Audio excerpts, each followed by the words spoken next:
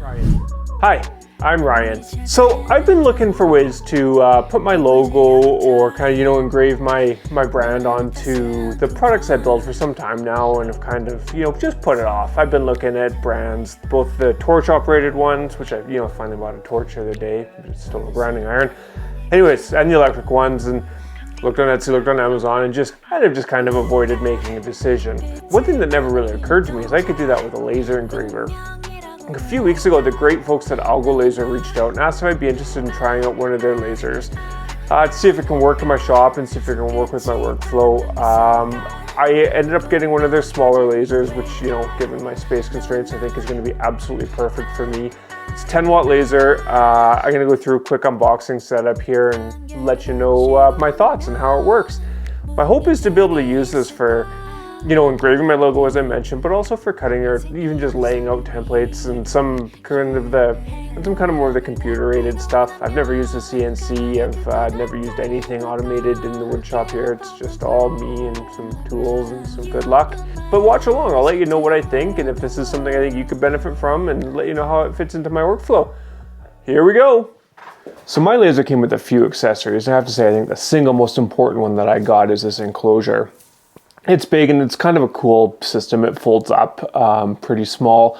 It seems to hold the air pump and everything inside of it. But the biggest thing for me is it has an exhaust fan and hose, and I can just pump it out the window. It works great. It seems to clear all the smoke out, or the vast majority of the smoke out. I will say, if you buy a laser and you're going to use it anywhere but outside, you need an enclosure of some sort. Whether you buy one, make one, whatever you do, just get an enclosure. This one from AlgoLaser works well with their lasers. I have no complaints with it. Other than for my space, it's a little bit big, but it does the trick. The next one up is an air pump. So I'm not exactly sure how an air pump works, but obviously it pumps air into the laser cutting area, and when you get the airflow adjusted right, it provides for a cleaner cut. So I'll have to do some experimentation with this and make sure that I can get it kind of dialed in right. Some of the pumps they offer will integrate with the actual system and will automatically adjust the air. This one is just a manual. It's got a little dial on it that you use to adjust the airflow, but yeah, seems to work just fine. Next up here is this honeycomb base, which is really cool. It's got a little kind of reflective piece of aluminum or stainless steel or something that goes underneath. So when I'm using it on top of my workbench, I don't have to worry about missing and cutting through anything. And last up is these amazing safety shades. I have to say, safety first. I've done some reading. I'm not sure exactly what tint of shades you're supposed to use. These are the ones that came with it. I will be wearing them, but also the laser will be in the enclosure for the vast majority of my cuts. I'll do one cut or so with it out just so we can see it working. And there's a kind of an orange plexiglass kind of acrylic screen there, so I think that cuts down some of the laser, but I'm just going to do my best not to look at it, wear my shades, and go from there. The firmware update process on this laser is dead simple. The first step is you just go to AlgoLaser's website, click on the support section, find your laser, click documentation, and then download the zip file that's there. You connect a USB cable into the side of the laser and then into your computer. It comes supplied with a USB-C to USB-A cable. I just used a USB-C to USB-C cable that I had kicking around. Worked perfectly. There's a setting on the laser you go to turn on virtual disk, which makes the laser present itself as like an external hard drive basically to your computer. So you click that, and then it popped up on my Mac asking if I wanted to access this drive. I said yes, and then boom, showed up in Finder. Then you take the contents of the folder inside the zip. So there's a folder, it's pretty well labeled. There's a bunch of files and a couple folders inside of that folder. Just drag it along to the laser. Once that copy is done, you're done with your computer, so you move back to the display on the laser.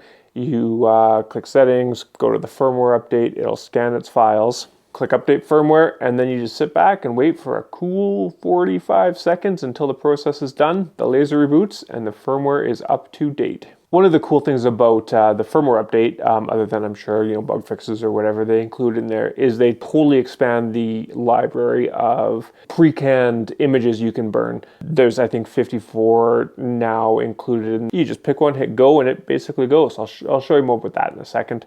With that out of the way, I couldn't wait to dive in and see what this thing could do. I used the small piece of plywood that came with it just as my first sample and decided I would pick one of the items out of the included expansive library they provide. So I ended up going with this owl, which I thought was pretty cute, but after it was done, my daughter said it looked like a grumpy old man, but well, whatever. So the process is pretty easy. You just go into the app, hit engrave, choose library, scroll through the images you want, find the one you want and click on it, and then it goes to the screen to prepare for the engraving. Here you can adjust the size by moving the slider back and forth. You can go into image settings. You can control whether or not you want it lighter or darker. I went a little bit darker, so it likely made this one take a bit longer than otherwise.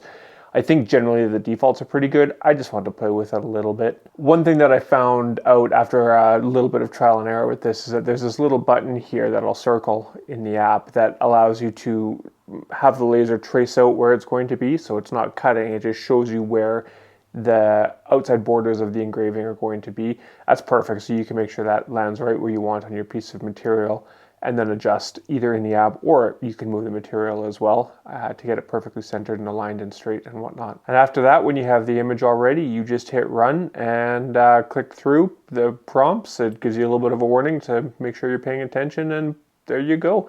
It took about 20 minutes to carve this owl. Like I said, I made it a little bit darker, so I think that's probably why. But there's nothing crazy here. Just sit back, watch it run, make sure the smoke is leaving the building, and that is that.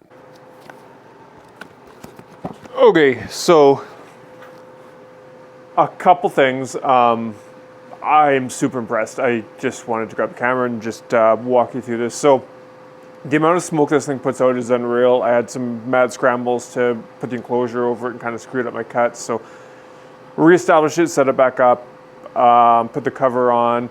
I piped the hose here. You can see kind of out the window, and then ended up having to drag the hose away from the window. So there's a huge cloud of smoke. So super surprised about the amount of smoke. Also not exactly sure what I should do for a mask. I was just wearing a P100 mask, but I could still smell lots of it, and I don't think that's a good sign. But yeah, super excited about this. I'm just gonna pop that open here. Hopefully it's not too smoky. But yeah, look, it just cut me a owl. I think it's pretty amazing. Let's see if that works.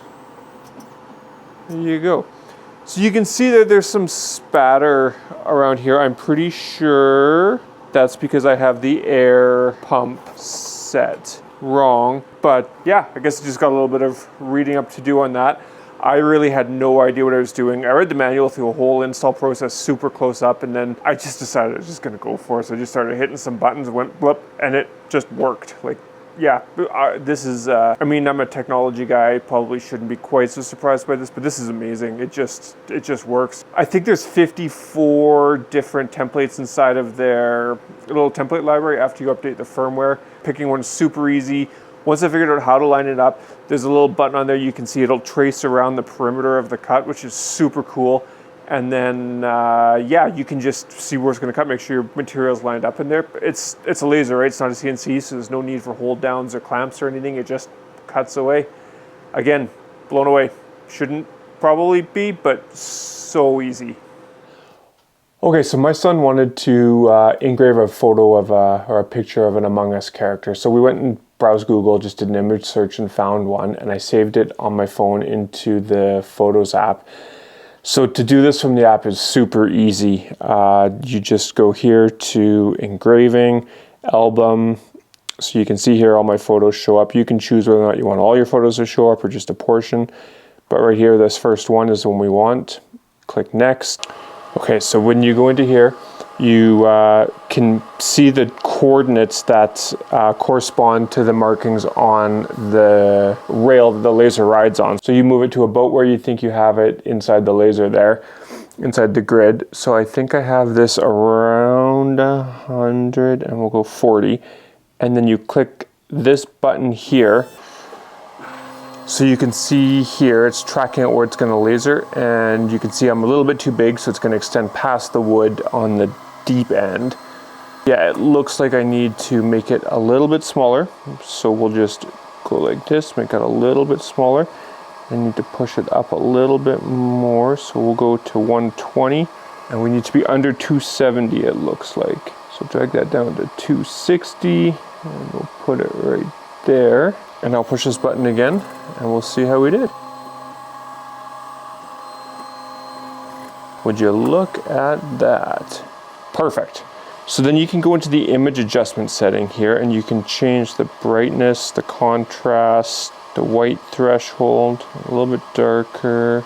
So if we go dot matrix, we want the highest quality. I think we'll go with horizontal. I don't want to change any of the laser settings because I really don't quite know what I'm doing here, but we'll go. Okay, then it looks like we are ready to go. So I am just going to close the hood on this bad boy here, turn the fan on, turn the air pump on, throw on my included super duper safety glasses, and hit start. So it uploads it to the laser.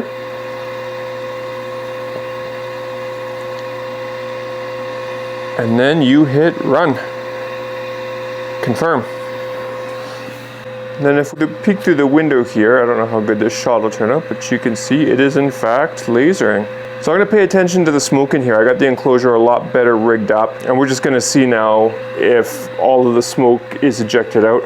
I had some cables sticking under the sides when I did this yesterday, and it wasn't fantastic. I have my trusty air quality indicator here, so we'll see how that tracks, but right now we're at 2. We'll see if I need to here, I'll open up the shop door, but I think so far it's looking pretty good. I'm gonna turn on my air purifier and just see how it goes, but right now with this setup, I smell 0 smoke. So fingers crossed, a lot better experience than yesterday, but I'm gonna attribute that to operator error. So you can see here on the screen on my phone that it's actually tracking the progress as it cuts. It's pretty cool. It works, seems to work quite well. You get a kind of a visual indicator. It shows you how long it's been cutting, the current coordinates of the laser head. It also shows you estimated time remaining. Well, I'll be curious to see how accurate this is. It's looking like about a half an hour for this cut, just a little bit under. So yeah, we'll just keep watching and see how it goes.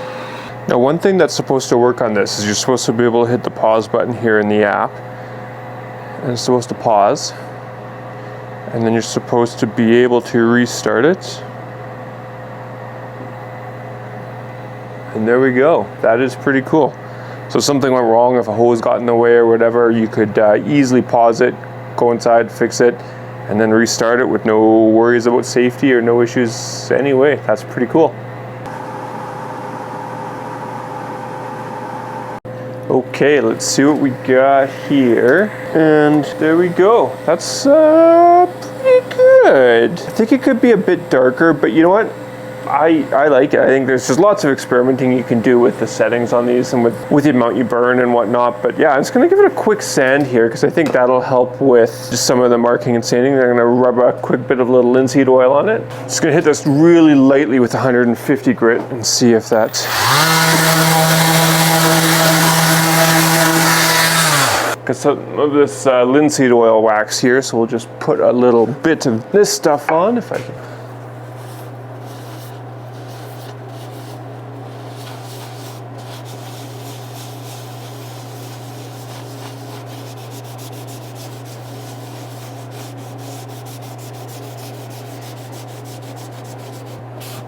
And very good.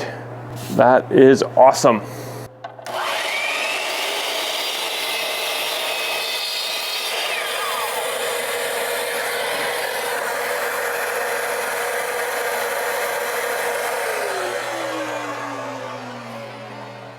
Okay, now for the real test. I'm gonna treat this like a production build. So I've got one of my cutting boards in here that I stole from the kitchen, and I'm gonna try to engrave my logo onto it. So I created my logo, actually ChatGPT created my logo, but anyways, modified it in Canva. So I downloaded the file from Canva on my computer, saved it into Photos. So I'm gonna go through the same process here, hit engraving, hit album, hit recent projects. We're gonna go with this one here. We will click next. Okay, now we have to see where we want this. I think this is gonna be too big. So let's make it about that big, and then I'm going to want to go, I think I'll start here. So this is just going to be a bit of a guess and test to get it to kind of the right area and right size. And then we will push this button. Oh yeah. It would be challenging to be more off than what I am. So we'll just drag this back to here, and we'll try this.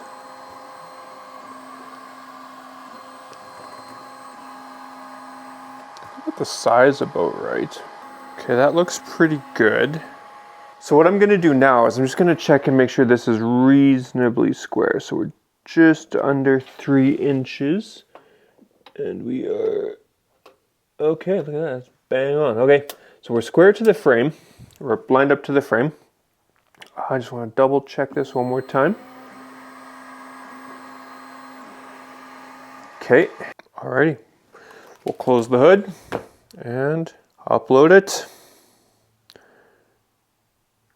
Run it, confirm. And now we'll see how it does.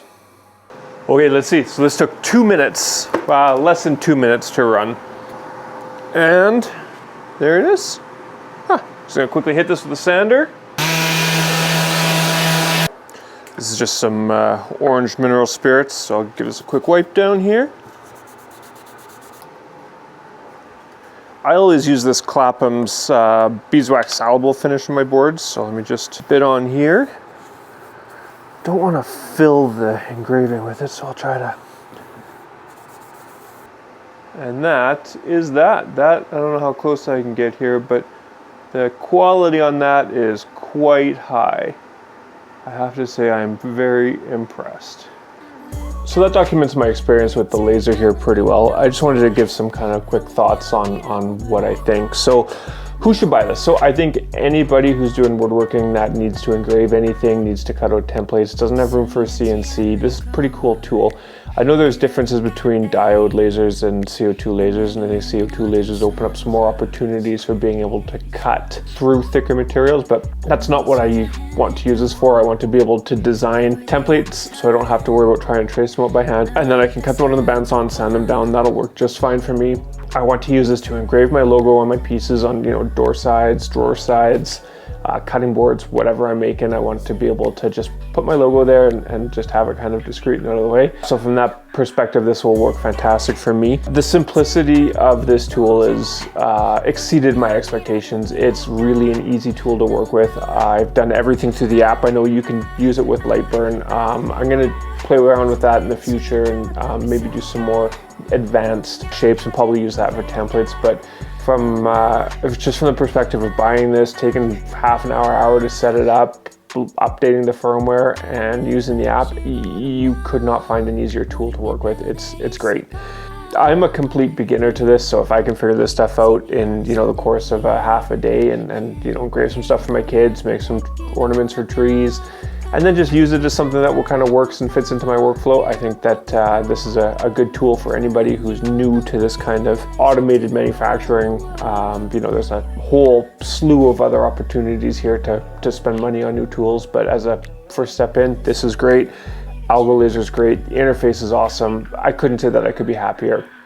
And that is it. I want to once again thank the kind folks at AlgoLaser for sending me this to evaluate and play with, and I'm excited to integrate it into my workflow going forward. If you want to see how I fit all this stuff I do into my nice cozy little shop here, watch this video or take a look at this other one here that YouTube thinks you'll enjoy. Thank you and have a great day.